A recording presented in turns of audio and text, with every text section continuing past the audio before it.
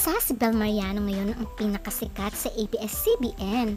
Hindi lamang sa ABS-CBN kundi sa buong Pilipinas dahil kabila-kabila ang kanyang mga fans.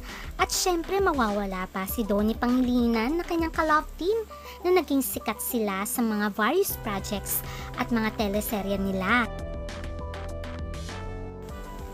Kaya naman tinuring silang the new generation love team and the most popular love team ng kanilang panahon.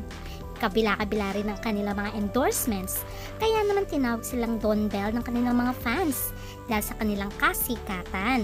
At kabila-kabila rin ang kanilang mga proyekto. Pero anong katotohanan sa pag-amin ni Donnie Pangilinan na maghihiwalay na sila ni Bel Mariano? Kaya ating alamin kung anong nasabi niya sa interview at sinabi niyang siya'y nalulungkot at maghiwalay na sila ni Bel Mariano. Ating alamin ang buong kwento.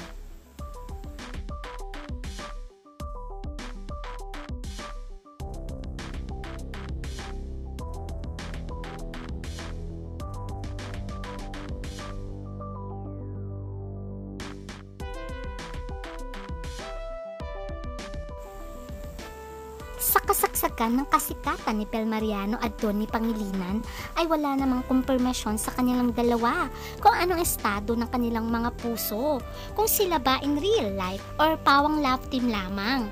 Ang mga fans ng Don Bell ay talaga namang kinikilig sa dalawang ito tuwing meron silang mga proyekto, mapapelikula, teleserye o endorsements. Kaya naman sila ay tinaguri ang most lovable love team at sila ang pinaka-hottest love team sa ngayon.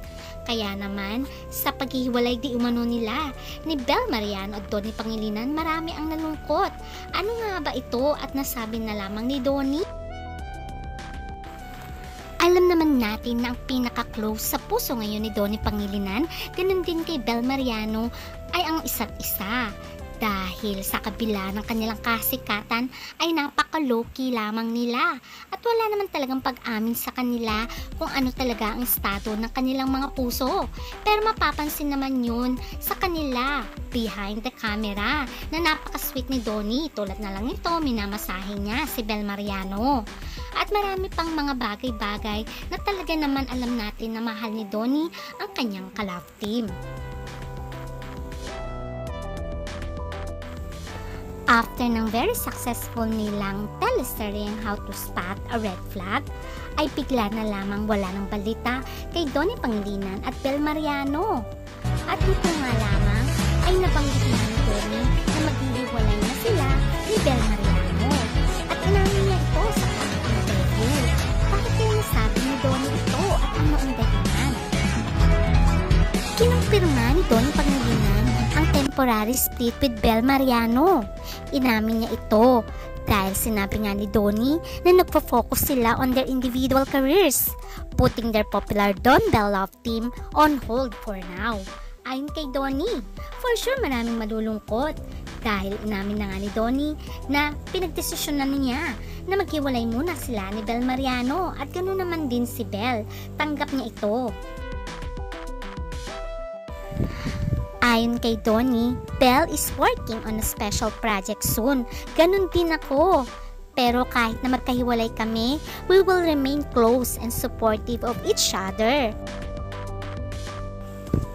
Nagsimula ito nang magkaroon ng special appearance si Bel Mariano sa Batang Quiapo. At hindi lamang yon, si Donnie naman ay tinanggap niya bilang judge ng Pilipinas Got Talent kasama si Catherine Bernardo at iba pa. Ayon kay Donnie, ay malaking proyekto ang Pilipinas Got Talent at first time niyang mahihiwalay kay Bel Mariano at dito mapapatunayan na kaya niya ring maging independent tulad ni Bel. At in-announce nga ni Donnie na meron ding project si Bel soon at hintayin lamang ang announcement. Pero wag mag-alala ang Don Bell fans dahil inassure naman ni Donnie na kahit magkahiwalay sila ng proyekto ni Bel, inassure niya ang mga fans that he and Bel continue to support one another. At sinabi pa nga niya na laging nandyan ako for Bel and we always talk about it. Wherever we can support each other for growth and for new experiences. Ayon pa kay Donnie.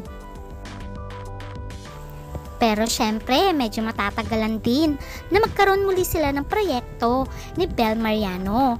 Pero tinanong siya ng mga fans, meron ba silang proyektong nakalaan this year or next year?